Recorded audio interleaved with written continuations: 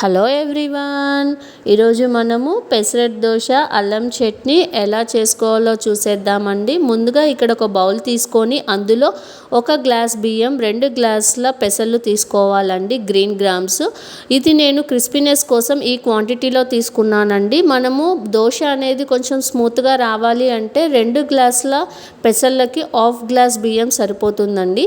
ఇక్కడ నేను వీటిని బాగా వాష్ చేసుకొని వాటర్ యాడ్ చేసుకొని మూత పెట్టేశానండి. ఇక్కడ నేను ఓవర్ నైట్ ఇలా పెట్టేసి మార్నింగ్కి చూడండి ఎంత బాగా నానాయో ఈ పెసళ్ళు. మినిమం ఇవి ఒక 6 అవర్స్ పాటు వాటర్లో నానపెట్టాలండి.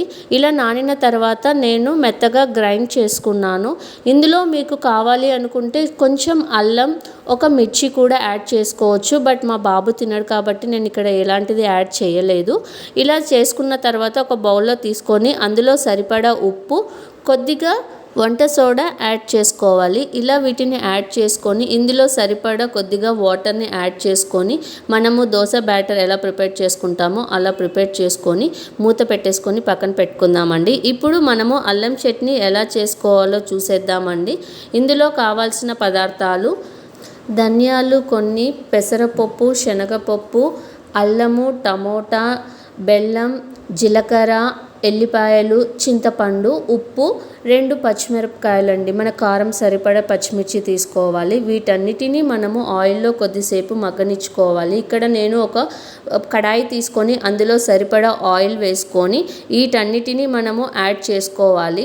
ఫస్ట్గా మనం ఇక్కడ అల్లం ముక్కలను, ఎల్లిపాయలను వేసుకొని కొద్దిగా రోస్ట్ చేసుకున్న తర్వాత పెసరపప్పు, శనగపప్పు వీటన్నిటిని కూడా కొద్దిసేపు ఆయిల్లో మనము ఎర్రగా అయ్యే వరకు కొద్దిగా రోస్ట్ చేసుకోవాలి. ఇలా చేసుకున్న తర్వాత ఇందులో జీలకర్ర, పచ్చిమిరపకాయలు కూడా యాడ్ చేసుకొని కొద్దిసేపు కలుపుకోవాలి.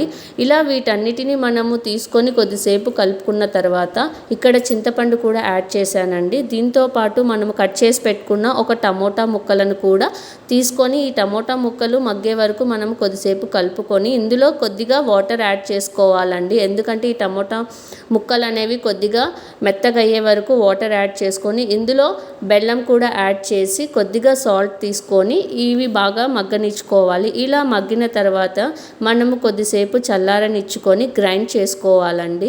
బాగా మెత్తగా గ్రైండ్ చేసుకోవాలి. గ్రైండ్ చేసేటప్పుడు మనము కొద్దిగా వాటర్ అనేది యాడ్ చేసుకొని మెత్తగా గ్రైండ్ చేసుకోవాలి. ఇలా పేస్ట్లా గ్రైండ్ చేసుకున్న తర్వాత మనము ఒక బౌల్లో తీసుకొని వీటిని తిరువాత పెట్టుకోవాలండి. ఇప్పుడు అల్లం చట్నీ రెడీ అయిపోయిందండి. ఇప్పుడు దోశలు వేసేసుకుందాము. దోశ ప్యాన్ పెట్టుకొని మనము ముందుగా కలిపి పెట్టుకున్న దోశ బ్యాటర్ని వేసుకొని ఈక్వల్గా ఇలా వీడియోలో చూపిస్తున్నట్టు స్ప్రెడ్ చేసుకోవాలండి. ఇలా చేసుకున్న తర్వాత సరిపడా ఆయిల్ని కూడా స్ప్రెడ్ చేసుకొని మనము కొద్దిసేపు మనం వీటిని ఇలా దోశ రెడీ అయ్యే వరకు హీట్ ఎక్కనివ్వాలి. చూడండి మనకి పెసరట్ దోశ ఎంత బాగా రెడీ అయిపోయిందో. ఇక్కడ మనకి క్రిస్పీనెస్ కావాలి అనుకుంటే మనము కొద్దిగా బియ్యంని ఎక్కువ యాడ్ చేసుకోవచ్చు. లేదు స్మూత్గా రావాలంటే బియ్యంని కొంచెం తక్కువగా యాడ్ చేసుకోవాలండి. మనకి ఈ పెసరట్ దోశ అనేది హెల్త్కి చాలా అంటే చాలా మంచిది. మీరు కూడా ఒకసారి ఇంట్లో ట్రై చేసి చూడండి. ఎలా ఉందో కామెంట్ సెక్షన్లో కామెంట్ చేయండి. మీకు కనుక ఈ వీడియో నచ్చినట్లయితే లైక్ చేయండి, షేర్ చేయండి, సబ్స్క్రైబ్ చేసుకోండి. చూడండి మీకు ఇలా ఎన్ని పెసరట్ దోశలు కావాలంటే అన్ని వేసుకోవచ్చు. వీటిపైన మనం ఆనియన్ ముక్కలను వేస్తే కూడా చాలా బాగుంటుంది.